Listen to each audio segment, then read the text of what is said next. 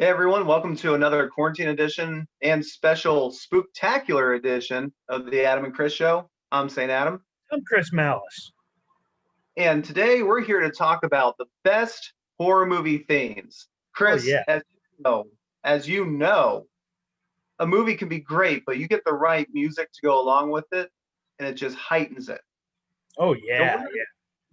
we're not even just talking about like having a great soundtrack. A movie needs its own voice. It needs its own score. And what we have here are some of the best scores to movies to watch for this Halloween. Mm-hmm. And of course, we have some honorable mentions Oh yeah. because we got to. We got to. So, the couple honorable mentions that I want to put out there first, which would have really made the list, but because they weren't straight up horror films, we just kind of, you know, honorable mention them. They're, comedy, horror, more comedies that have horror elements, but we got I, Gremlins I'd say they're more horror movies with comedy elements, but that are I family don't, friendly. yeah, that are family friendly. Well, how family friendly could Beetlejuice be? They show Beetlejuice. Okay, if anyone's wondering, Beetlejuice and Gremlins. Mhm. They show them on the 31 Days of Halloween on like the Freeform network or whatever it's called. What was Beetlejuice trying to do in that at one point? Well, I think he tried to kill Lydia's father when he was a snake. Yeah. What else? Get it on with Barbara. Get out of that little cemetery he was in. How was he trying to go about getting out of that cemetery? Any way he could. Say his name 3 times and let him out. Mm-hmm. Why was he wearing the really nice suit, the wedding suit? Would you call any of those outfits really nice? Why was he wearing it, Adam? He was going to try to marry Lydia. How old was Lydia? They never said in that film. She's in high school. Maybe she was in high school. Hell, she might have been in middle school. And That's worse. That's worse. That's worse. You think that's bad? Did you ever read the original script for Beetlejuice? No. Oh, we can cover that in a whole video by itself. Okay. Needless to say, Beetlejuice is a demon in that one. And we won't even get into that. But yeah, Gremlins and Beetlejuice. Also another honorable mention, Zombie by Lucio Fulci. Oh yeah, that's a great movie. Great score. Very synth heavy. Very iconic. And I'm gonna add Night of the Demons. Oh yeah. If you love 80s horror and that opening theme, I mean the opening credits to Night of the Demons alone is cheesy but great at the same time. I mean, hell, you could watch the opening alone on YouTube. I will say this: there's another song it's not a theme song that's crazy and cheesy, but "Dream Warriors" by Dokken for the Nightmare on Elm Street soundtrack. Right. I mean, that's more of like if we did, the movies that had like the best soundtracks. That'd be for that.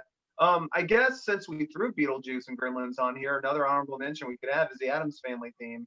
Yeah. Da da da da da. Kind of tied with the Munsters. Mm-hmm. But on to the top 10. Oh right. So at number 10, and people usually don't think of this, but Friday the 13th. The original 80s Friday the 13th had a very string section heavy theme. Basically, when Jason's chasing someone is where you hear it, drag someone underwater. The 2009 remake had a different theme, also still pretty good. If you're trying to put together a playlist for Halloween, that should be on there. It's very more adrenaline rush. You do feel like you're being chased by Jason when you hear it. But, as he slowly finds a way to catch up to you all the time when you're running and he's walking. But that remake, he could run. I mean, hell, the first 4, well, I'm not going to count part 1. So 2 through 4, Jason could run. It wasn't until he came back from the grave, he just kind of did the zombie shuffle. Mm-hmm. But there you have it. At number 10, Friday the 13th. At number 9, we have the theme from Saw. Nah, what was it? Nah, something like that. Yeah, I mean, and usually when you hear that theme, you're like, okay, some shit's about to be revealed. We're in for a twist, unless you're in part 7, and then you're in for disappointment. But no, I mean, really, like that theme is synonymous with the Jigsaw puppet. It's as much, an icon to the whole movie. People hear those notes, they know what it's from. They're expecting, oh shit, someone's deep dark secret's about to be revealed. Yeah. At the climax of the film, whenever there was like, oh, here's how we did it. You hear the final recording from Jigsaw, and you're like, no. First one was really good. I stick by the first one. I mean, and the third one. You really didn't need to make more than one Saw. Yeah, but you did. If you were, I mean, you could do it as a trilogy. To really carry it beyond that is really suspending your disbelief. Well, wasn't the third one where Jigsaw finally, like the Jigsaw himself, Hammond, actually get killed? Yes. Yeah. So and they kept it going for 4 more movies, plus the movie Jigsaw. I'm not going to count the movie Jigsaw because spoiler, that was a prequel. They're decent movies, but 7 did what they did better. And probably a more believable way. Yeah, I mean, I can believe the first Saw, but by the time you get to like part 5, you're like, how much free time and money did John Kramer have on him? Yeah. All right, so there we go. At number 9, Saw. At number 8, we have Nightmare on Elm Street. Yeah. Everyone knows those notes. Dun, dun, dun, dun. You hear that 1, 2, Freddy's coming for you. 3, 4, shut the door. 5, 6, grab a crucifix. You finish it. What, you forgot? 7, 8, you better stay up late. 9, 10. 9, 10, never dream again. Close enough. Never sleep again. Sleep again. There you go. But no, what's great about that theme is it's creepy, but it still has this kind of like lullaby sense to it. The kind of lull you into sleep, even though that's where the danger is. Mm-hmm.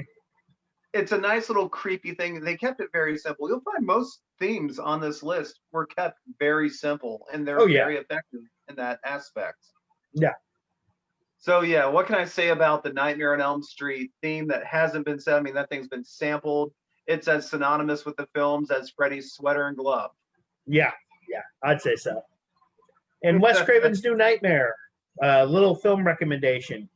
The Nightmare on Elm Street movies are good, 1, 2, and 3. After 3, you don't need to give a fuck about them until Wes Craven's New Nightmare. Wes Craven's New Nightmare is fucking great. You're pretty much right about that. Wes Craven's New Nightmare is awesome. Freddy's actually scary again. Well, so yeah, at number 8, Nightmare on Elm Street. At number 7, we have the main theme for Bram Stoker's Dracula. The man is grown young. Well, we're not going to talk about the Keanu Reeves dialogue. I love Keanu. That movie. Yeah, he was not right for that movie, but the score was great. The score managed to capture the feel that Coppola was going for, the way he filmed that movie. And that movie is filmed very unique. Like they do a lot of weird cuts. They do a lot of like background stuff. Coppola himself said he decided that the laws of physics should not apply to Dracula. So when Dracula's on camera, things do look wrong. That was by design. And the theme, the main theme for that, just complements that movie so well. It's got that creepy aspect. It's got that powerful aspect. It's got that seductive aspect. Basically, it's everything that Dracula is in the movie. You hear that in the score. Yeah. A bit of sadness, a bit of power, a little bit of darkness. I mean, what do you think? I like it. That's a great movie. That's one of Coppola's best. Mm-hmm. Because saying a lot. Well, after Apocalypse Now, it was he directed Jack with Robin Williams. I love Coppola, and I like Robin Williams. That movie's just so grandpa cheesy. Okay. Yeah. Good track though. Well, I'm glad you approve. All right. Well, at number what was that, number 6? Yeah. Okay. At number 6, we have The Shining. One of my all-time favorite horror movies. Yes. And a very, very simple theme, very powerful. I mean, just that when I hear that theme, I think of that opening shot, that helicopter shot of going down the river, going into the mountains, going to the hotel. I mean, you hear that music, you think of the hotel, you think of Nicholson. Oh yeah, you think about Nicholson going nutty. Well, just Nicholson then. But no, yeah. I mean, he should probably have that as his ringtone on his phone. Yeah, that'd be a great idea. I mean, and again, the power in that theme reflects the power of that hotel. Mm-hmm. I mean, there's not much that I can and can't say about it. But there you have it. Don't watch the miniseries. The miniseries sucks. Oh yeah, the miniseries is horrible. I mean, stick to the Kubrick film. Yeah. With that. But yeah, The Shining's great. And that, I believe, was at number 5. Up next, we got Psycho. Yes. Psycho's a very, very iconic one also, and it's really just like violins, but you hear those notes, you think of that night, you think of that shower scene, you think Anthony Perkins. And that theme has survived all these decades. It's it's always like lumped in with Halloween. It's always remembered as something to throw in like a haunted house or whatever. I mean, hell, anytime anyone talks about stabbing, they do that sound effect like you just did. Yeah. Oh yeah. Yeah. You guys know. Like, go ahead. I was going to say, like the song is psychotic enough for Psycho. Mm-hmm. That movie was not a critical darling when it first came out. Actually, there's points where Hitchcock recut it and all that type of stuff to make it more accessible, but it's now considered his best film. I mean, it's either that or North by Northwest. Or Vertigo. I was going to say Vertigo. Yeah, those are considered his 3 best films. Right. So yeah, there you have it, Psycho. Up next, a theme that I feel like it doesn't get enough respect, but it's definitely atmospheric. Phantasm. Oh, it's so good. It's so fucking good. It's so good. It is. And there's 2 versions of it. Yeah. So in that first film, which was made in the late 70s, you have a very slow, creepy, doomy version of that theme. It's on pianos and synthesizers and everything, some drums in there. It just creeps along. And it goes with that film, just that feeling of impending doom and creeping death. And I know I'm just mentioning heavy metal song titles right there, but it fits. I mean, it's a song so good that the band Entombed cover it. Yeah, Entombed's fucking great. Then you get to Phantasm 2, which they didn't even make till 10 years later. And then it's a much faster version of that song to fit that movie, because Phantasm 2 is fun, but while Phantasm 1 was a little more smart and atmospheric, Phantasm 2 is a straight up 80s horror movie, and it's a roller coaster. It's, more fast paced, more fun and stuff like that. And both versions of that theme reflect it. It's a song, I like the song so much. I like earlier today just found myself listening to it on my phone just because it is pretty good. Yeah, it's really good. Which one do you like better? I like the slower one because you can hear the keys and the keyboards a little bit more. See, I like the faster one myself because it just has that that frenzied type feel to it. Mhm. You feel like, like maybe that original one, you feel like the tall man is creeping after you, but in that newer version, faster version, it feels like the tall man, the spheres, and his little minions are just running after you. Yeah. But yeah, you definitely want to add Phantasm to one of the best horror movie scores of all times. Up next, we have The Exorcist. Oh, one of the greatest horror movies of all time. Oh yeah, probably, for a lot of people, the scariest horror movies of all time. I would agree to that. I think there's so much going on in that film, and that score, that theme song. Everyone knows those piano keys, and everyone gets that image of the priest out in the street light Mm. looking up at that. Such a creepy score, and it really gets, again, the feel of that movie. It really does. It's something that was probably included in like every haunted house you've ever been to. There's Yeah. an exorcist bedroom scene, and there's that song playing with it. What do you think? I agree. I think it's one of the most iconic horror theme songs, pieces of horror theme music. Yeah, I agree 100%. Well, thank you for that. Up next at number 2, we have Jaws. The Jaws theme, how can you not? You play that music when people are swimming in a chlorinated pool and Yeah. people start freaking out. Unless King Shark's coming after him or another kind of shark. What, like a loan shark?